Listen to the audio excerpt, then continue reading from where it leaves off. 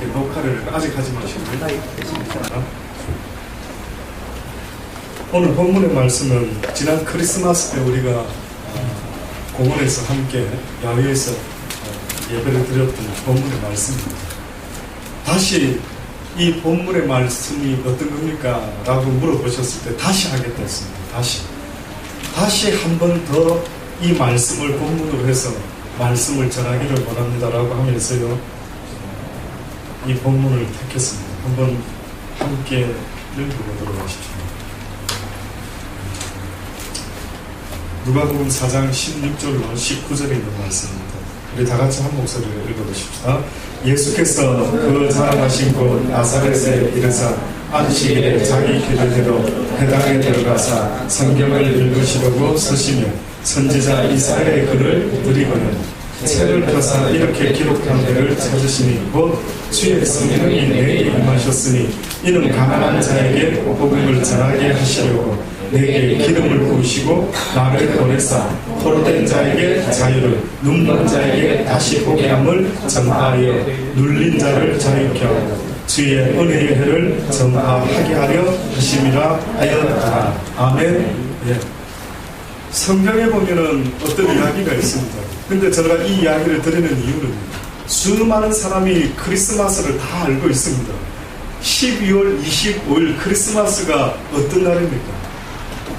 정확히 여러분 생각에 크리스마스라고 하는 이 날이 어떤 날입니다 라고 말한다면 그 날이 어떤 의미가 있습니까? 예수 그리스도라고 하는 하나님이요 이 땅에 태어난 날입니다 라는 것은 예수를 믿지 않는 사람들도 아마 다 알고 있을 겁니다.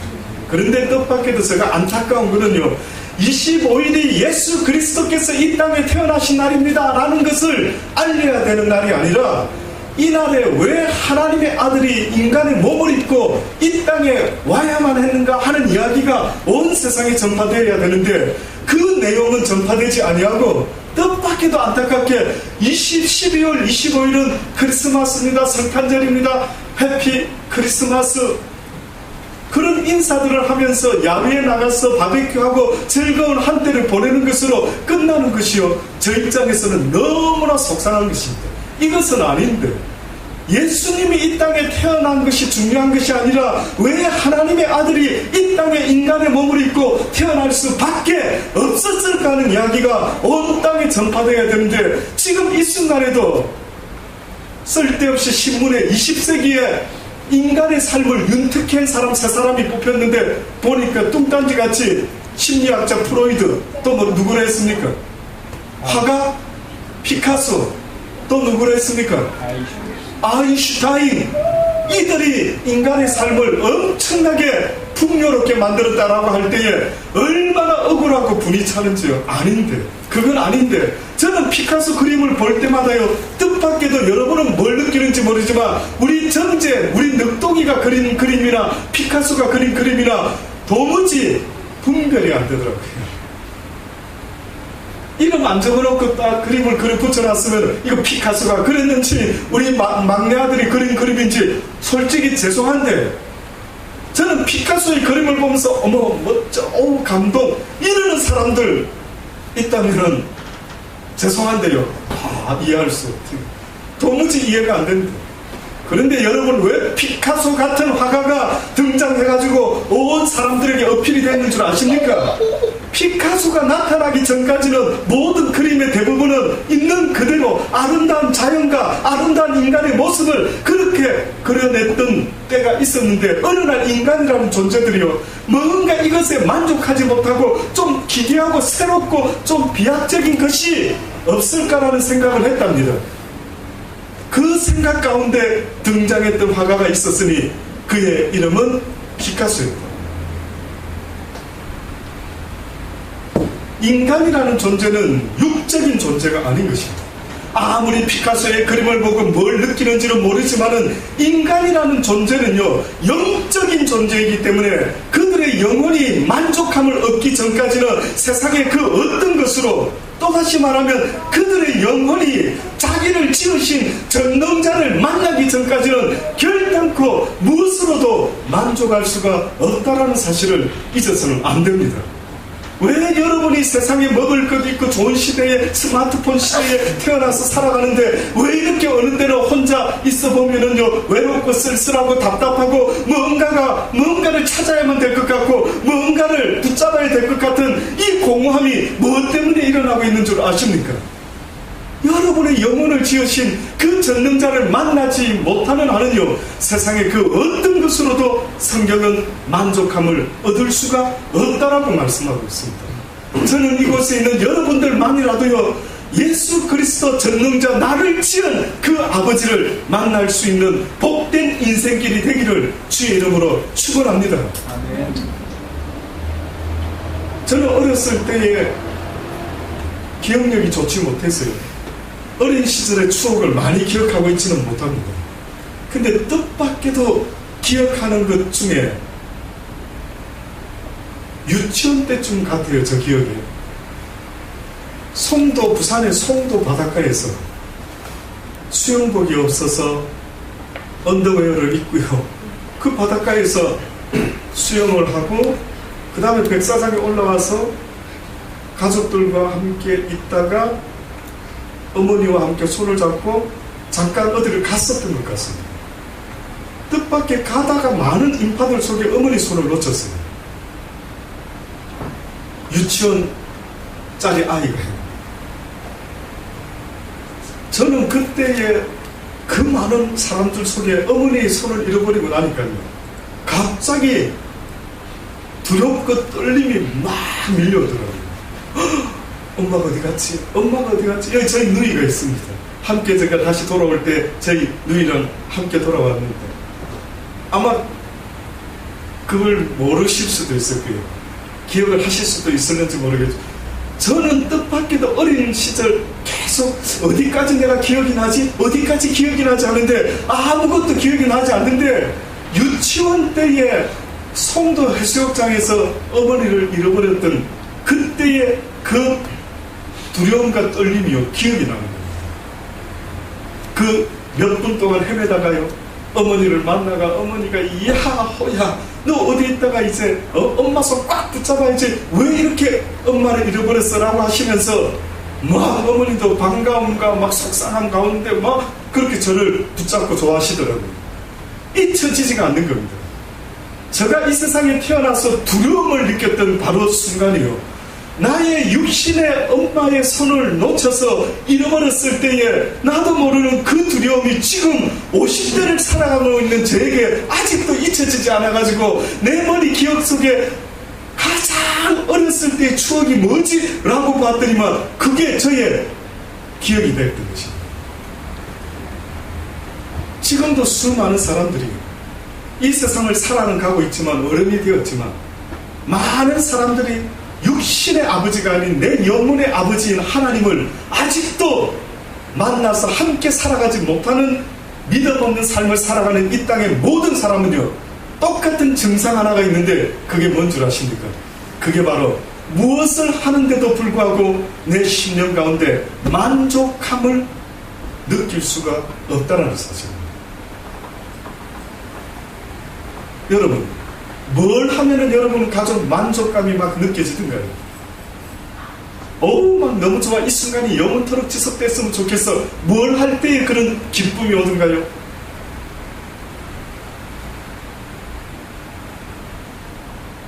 여러분 표정 보니까 난 그런 적이 없었는데요 그러는 것 같아요. 맞습니까? 집을 사면은 꽤나 오랫동안 기쁨이 간답니다. 저는 좋은 집을 사본 경험이 없어서 잘 모르겠습니다만 또 새 차를 사면은 그 기쁨이 좀 간답니다. 한 일주일 어떨까요? 새 차 사면은 기쁨이 얼마나 갈까요? 한 달 차. 다른 분은 사보신 분? 왜 우리 이 목사님이 한 달 딱 자신 있게 말한 줄 아십니까? 새 차를 한번 요번에 처음으로 제가 알기는 타보신 걸로 알고 있는데 아마 딱 한 달 정도. 근데 그 한 달에 멈췄던 이유가 있을 겁니다. 잘은 몰라도 아마 뒷범퍼 사고 나고 난 이후부터 그 한 달의 기쁨이 멈추지는 않았을 거예요. 저도 전도사 때 열심히 교회를 섬겼더니만 어느 집사님이요 전도사님 프라이드 기아차 하나 사드릴게요가 기아차를 사주더라고요. 너무 좋았습니다. 얼마나 좋았으면 제가 여러분과 같은 청년의 때에 전도사 생활하면서요, 세상에 어느 전도사가 이렇게 차를 나처럼 얻을 수 있을까? 하나님 감사합니다. 그래서 새 차를 처음 뽑은 날이 아직도 기억이 납니다. 새 차를 뽑으니까 너무 기분 좋은 거 있죠. 주님을 만났을 때보다 죄송하지만 더 기쁠 듯이 막 기분이 너무 좋은 겁니다. 그래서 새 차를 뽑고 나서 제가 첫날 잠을 자다가요, 여러분 웃지 마십시오. 자다가 벌떡 일어나가지고요, 자다가 구신같이 벌떡 일어나가지고 문 밖에 세워놓은 차가 무사히 있는지 싶어가지고요, 나가서 이렇게 보게 됐어요. 그걸 안 사보신 분은 잘 모르겠어요. 우리 때 차 있는 전도사 별로 없었거든요. 저 있을 때. 너무 기쁜 겁니다. 그래서 마음이요, 온통 하나님께 가는 게 아니라 이 새 차에 가가지고 한동안 며칠 동안만 너무 좋았습니다. 근데 하나님의 은혜로 이 차에 갔던 저 마음을 하나님이 다시 멈추게 하시고 하나님만 더 생각하도록 만들어주신 기회가 생겼는데 어떤 일이 벌어졌는 줄 아십니까? 교회에 가서 어디 파킹을 해놨는데요, 예배를 다 수요일에 드리고 나와서 또 차를 타려고 보는데 가로등 밑에 세워놨던 저 차가요, 누군가가 못을 가지고요 차 옆을 꽉 끌고 나가요. 그 느낌 어떨까요?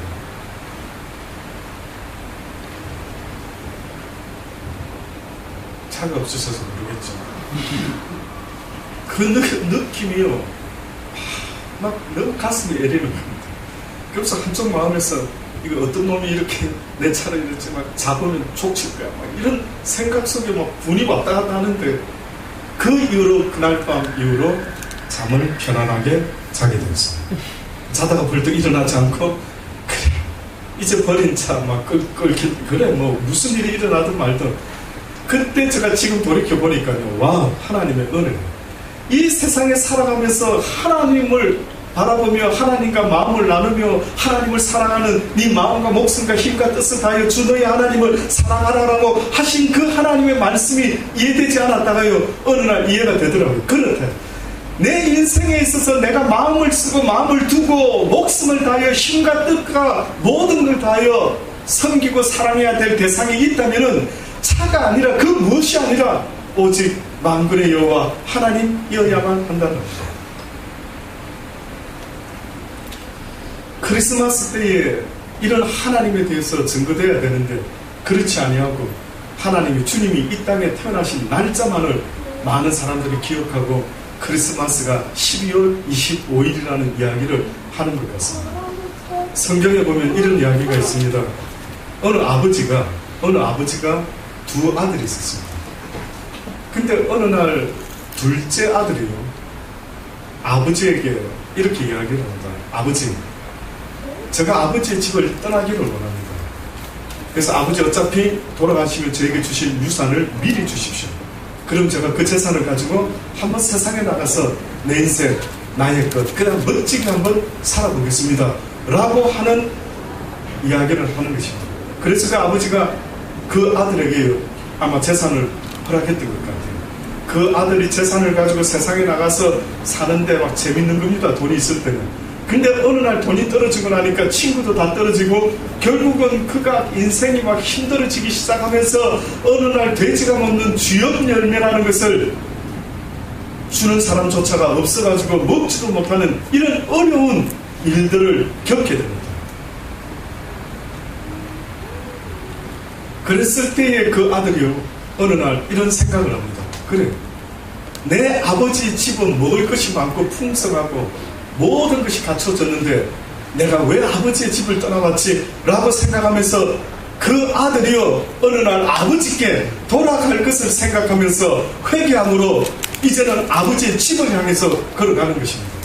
그랬더니만 그 아버지가 떠나겠다는 아들 말리지도 않으셨던 그 아버지가요, 어느 날 다시 그 아들이 돌아오기를 얼마나 기대했던지 문 밖에 서서 기다리고 계셨다가 아들이 저 먼 말치에서 오는데 달려가서 그 아들을 맞이하면서 이는 내 잃어버렸다가 다시 얻은 아들과 같다라는 그 기쁨 가운데 그 아들을요 씻어주고 반지를 끼우고 송아지를 잡고 막 얼마나 좋아하는지 모릅니다.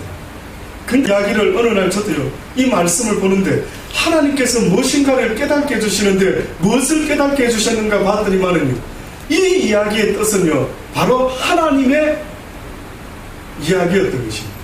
하나님 집의 이야기였던 겁니다. 어느 아버지와 두 아들의 이야기가 하나님의 이야기였던 것입니다.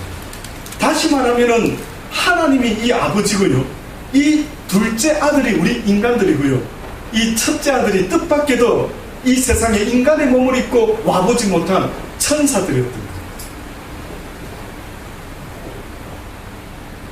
하나님이라는 전능자께서요 어떻게 보면 인간이라는 존재를 천사같이 그냥 말씀으로만 창조하시고 그리고 하늘나라에서 영원히 잘 먹고 잘 살았더라 이렇게 하셨으면 될 것 같았는데 뜻밖에도 어느 날 전능자께서요 어느 날 둘째 아들이 그 아버지에게 아버지 나 집 떠나서 한번 살아보겠습니다 라는 사건이 일어났던 것처럼 어느 날 하나님이 인간을 창조하시고 에덴 동산에 두시고 그 동산 중앙에다가 선악을 알게 하는 나무를 두시고는요 뭐라고 말씀하느냐 하면 아담아 이 선악과를 따먹지 말아라 따먹는 날에는 네가 정령 죽으리라 라고 말씀을 합니다.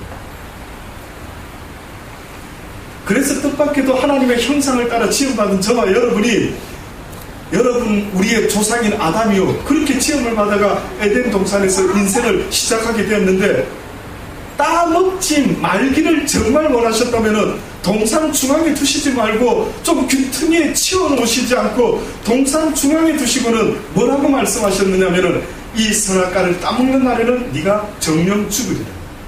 여러분 그 당시 때 아담이라는 인류 태초의 인간이었던 아담이 네가 정령 선악과를 따먹는 날에는 정령 죽으리라라고 이야기했을 때 죽음이 뭔지 알았을까요? 몰랐을까요? 죽음이 뭔 줄 알았을까요? 몰랐을까요?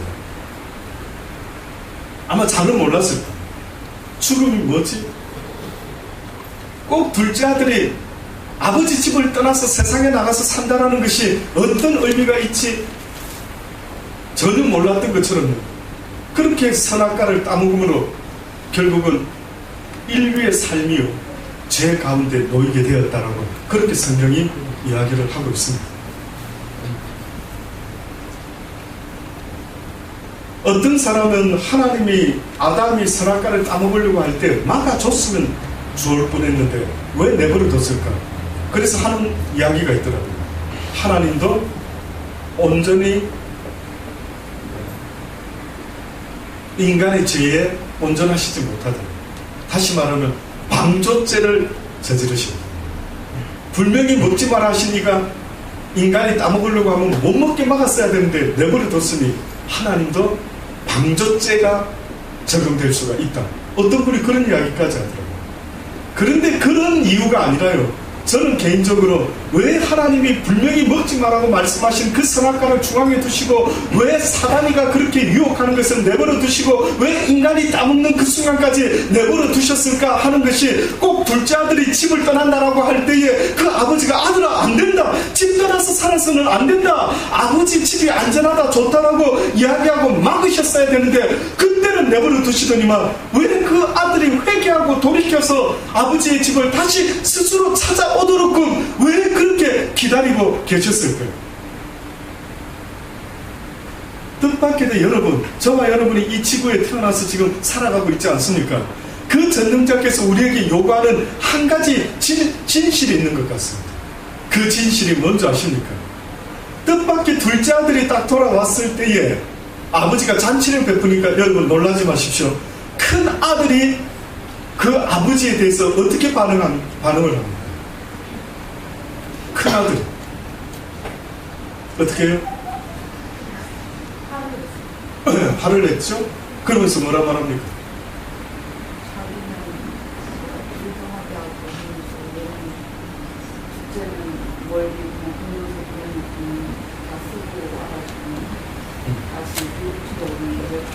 받았죠. 와.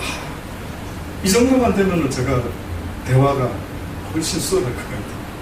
그런데 뜻밖에도요, 같은 아버지를 두고 한 번 타락을 해보고 한 번 죄를 지어보고 그렇게 돌아왔는데 그 아버지가 그런 자기를 용서해주고 긍휼히 여기서 다시 아들의 자리로 인도해주니까 이 둘째 아들은 그 전에 아버지가 달리 보이기 시작했겠죠. 어떻게 보였을까요? 우리 자매님 입장이었다고. 내가 한번 놀고 왔는데 호주에서 아버지가 그러지 마라, 그래 너무 논다, 따라 좀 공부 좀 해라 뭐 이랬는데 너무 놀다 왔어. 그러면 보통은 우리 생각에 예의 들어오지 마! 뭐 이렇게 돼야 되죠.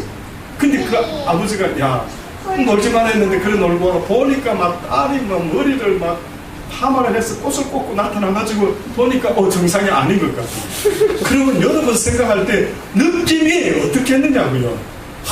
막 저 같으면은 야 나가 들어오지 마, 어디서 들어, 이 염치 없는 것 하고 막 내쫓을 거 아닙니까? 그런데 그 아버지가 오히려 이놈 내 잃어버렸다가 다시 얻은 딸이라 하면서 좋아서 아버지, 그러면 우리 자매님은 생각할 때 내가 죄짓기 전에 알았던 그 아버지와 염치 없는 이 상태에서 그 아버지가 나를 다시 맞이해 줄 때 느낌이 어떻겠네요? 우리 아버지 어떤 아버지라고 다니면서 말할 것 같은데 감사하고 우리 아버지 사랑이 많으시고 너무 좋으신 아버지입니다. 아마 우리 아버지 저는 인생의 최고 존경합니다. 그런 이야기 하지 않았겠느냐. 그런데 첫 번째 아들이 뭐라고 말했느냐 하면은 아버지 불공평합니다. 아버지는 사랑이 많은 게 아니에요. 아버지는 공의로우신 분이 아니에요. 아버지는 지금 나한테 큰 실수하는 겁니다.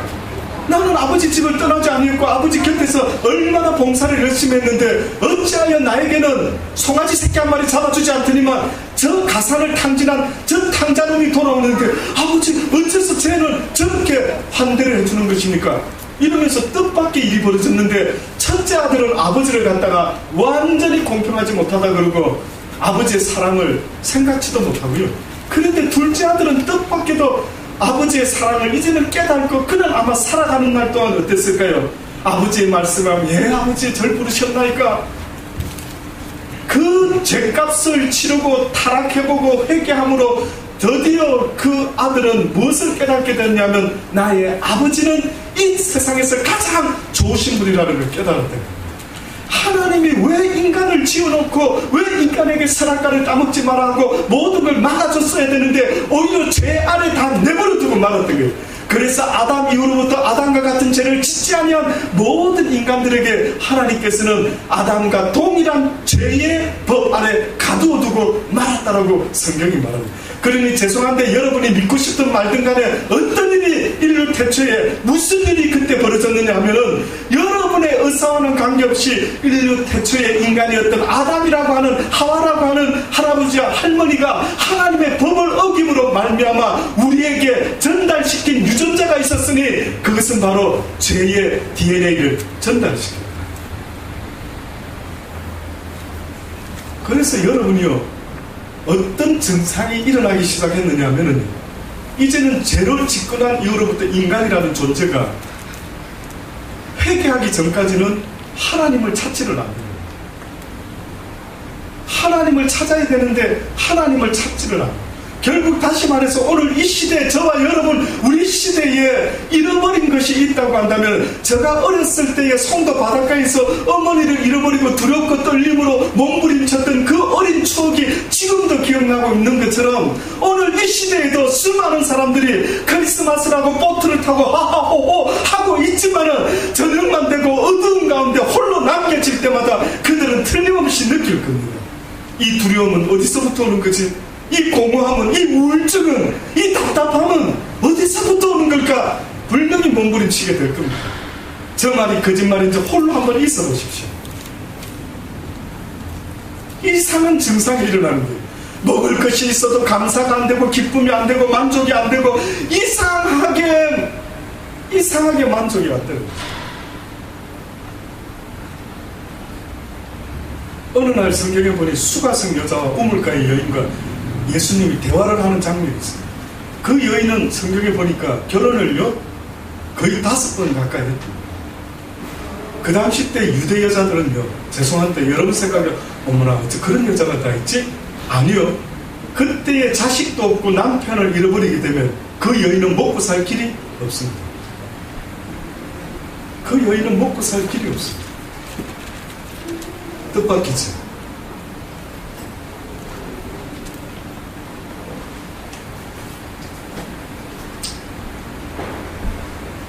근데 그 여인이 그래도 살아볼 거라고 남들이 마을 사람들이 없는 시간을 이용해서 우물에 물을 기르러 갔는데 누구를 만났냐면 예수님을 만났어요. 그래서 예수님을 만나서 이런저런 이야기를 하는데 뜻밖에도 주님이 무슨 이야기를 하시냐면은 네가 길어서 먹는 이 물은 먹으면 또 어때요? 목마르고 먹으면 또 목마르고 계속 목이 마르단다. 그러나 내가 너에게 줄 수 있는 생수가 있는데 스프링 워터가 있는데 이것은 한번 먹으면은 영원토록 목마르지 아니하고 이 밑에서 재생이 되는데 계속 솟는 샘물과 같이 너의 심령이 목마르지 아니할 것이라 이렇게 이야기를 하는 겁니다. 다시 말하면 예수님은 영적인 이야기를 지금도 계속하고 있는데 많은 사람이 아직도 예수 그리스도의 성경 말씀을 들을 때에 육적인 이야기를 듣고 있는데 결코 성경은 육의 이야기를 하고 있는 게 아닙니다. 영적인 이야기를 하고 있다고요. 여러분의 영혼에 대한 이야기를 하고 있는 것입니다. 그래서 여러분이 아무리 세상에서 무엇을 많이 가지고 좋은 집에서 차를 타고 산다라고 할지라도요, 하나님이 주시는 이 생명의 진리의 말씀을 듣고 배우지 못하면 아무리 세상에 돈 버는 직업을 가지고 돈 버는 노하우를 배운다 할지라도 뜻밖에도 여러분의 심령을 만족해하고 기쁨과 즐거움과 감사가 나오는 인간으로 회복될 수 있는 유일한 길이 있다면 그것은 전능자의 말씀을, 진리를 배우기 전까지는, 깨닫기 전까지는 여러분과 저는요, 그 어떤 것이 나를 영원토록 기쁘게 해줄 수가 없는 것입니다. 그래서 하나님의 사람들, 크리스찬들이 예수 그리스도를 믿고 난 이후로부터 오늘 그 찬양하는 기타 치면서 뒤돌아서지 않겠네, 오직 주님만 믿고 나가겠네, 그렇게 죽음 앞에서도 기꺼이 죽을 수 있는 그 사람의 그 믿음은 아무나의 것이 아닌 것입니다.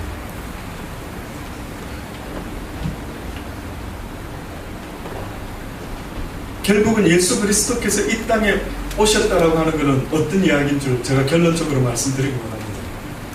이제 둘째 아들 탕자가요, 집을 나간 겁니다. 아마 아버지는 의도가 있으셨던 것 같아요. 내버려 두신 이유가 있었던 것 같아요. 다시 말하면요, 천사들은 지금도 궁금한 게 있답니다. 그게 뭐냐면 하나님의 God's love, 하나님의 사랑은 뭐지? 자기가 지은 인간 피조물을 위해서 자기가 희생할 수 있는 이것은 뭐지? 이것의 마음은 뭐라고 말해야 되지? 아직도 그걸 모른다고. 그 하나님의 사랑이 도대체 뭐지라고 천사들도 지금도 언더스탠 하기가 어렵다고.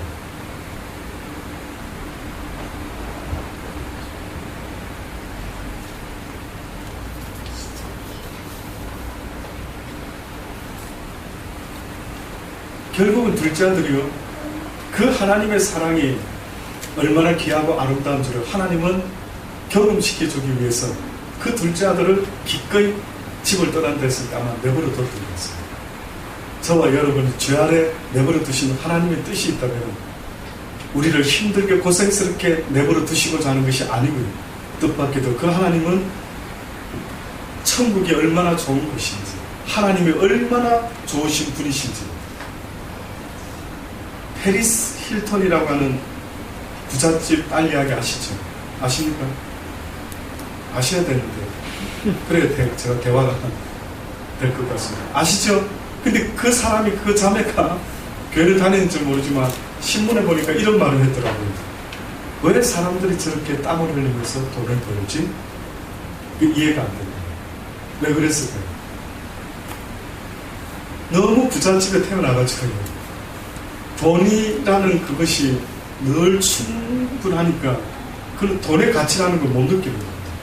그래서 사람들이 돈 벌기 위해서 땀을 흘리고 일한다니까 이해하기가 어렵다는 거예요. 왜 사람들이 돈을 벌지? 그럼 여러분 생각할 때 그 자매가 돈의 귀함을 알 수 있을까요? 없을까요?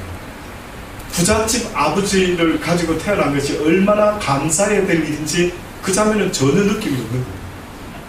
뜻밖에도 하나님이요 우리를 죄 아래 내버려 두신, 그래서 우리 인생이 이렇게 힘들도록 어떻게 보면 해 아래 수고하는 모든 것이 헛되고 헛되다라고 전도서 기자가 말한 것처럼 그렇게 내버려 두신 이유가 무엇일까라고 보았더니만 딱 한 가지밖에 없는 것입니다.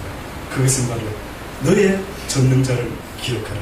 그는 사랑이 많으시고 그는 은혜로우시고 그는 자비로우시고 모든 것 위에 풍성하신 분이시니 너희가 이 땅에 사는 날 동안에 너희의 여호와를 기억하고, 또다시 말하면 너희가 이제 내 종들을 보내요. 내 아들을 먼저 나중에는 보내게 되죠.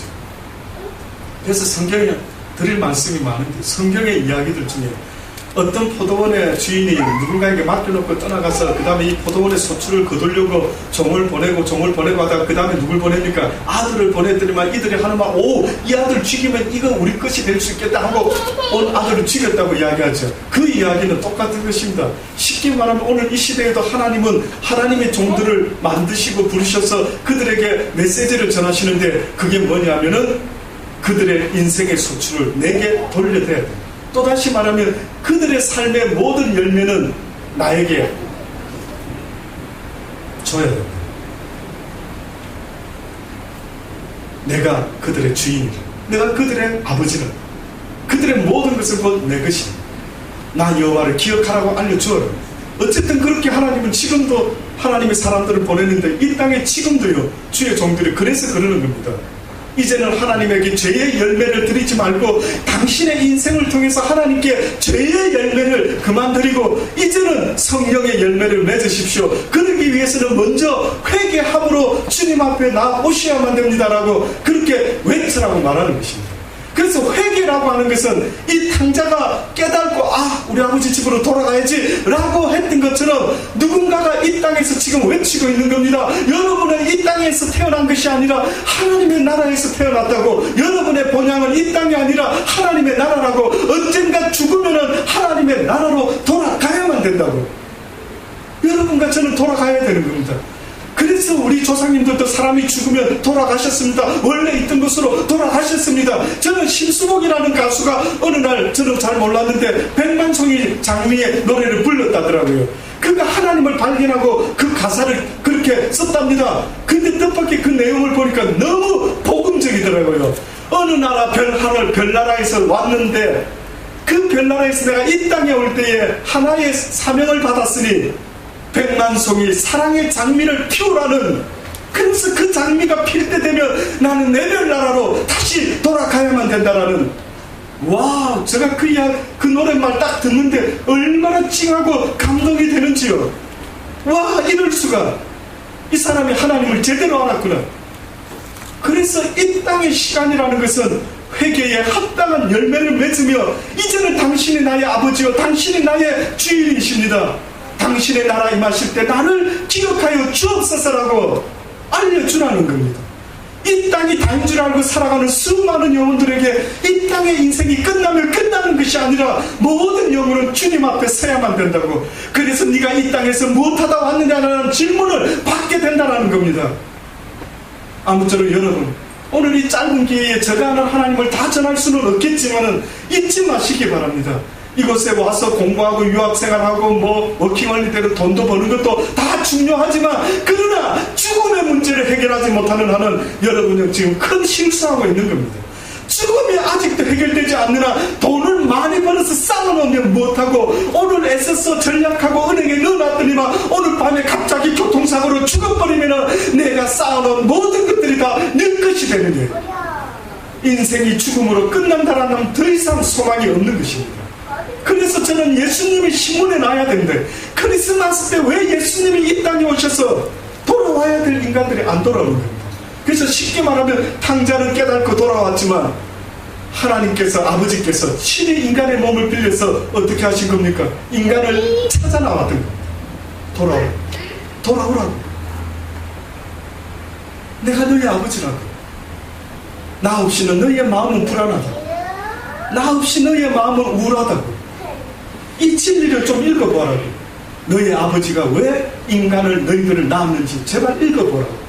지금도 이 성경을 우리에게 남겨놓고 계시는 것입니다. 사랑하는 여러분, 목사가 중요한 게 아니라 오늘 말했죠. 교회 다니는 사람이 중요한 것이 아니라 크리스찬이 중요합니다.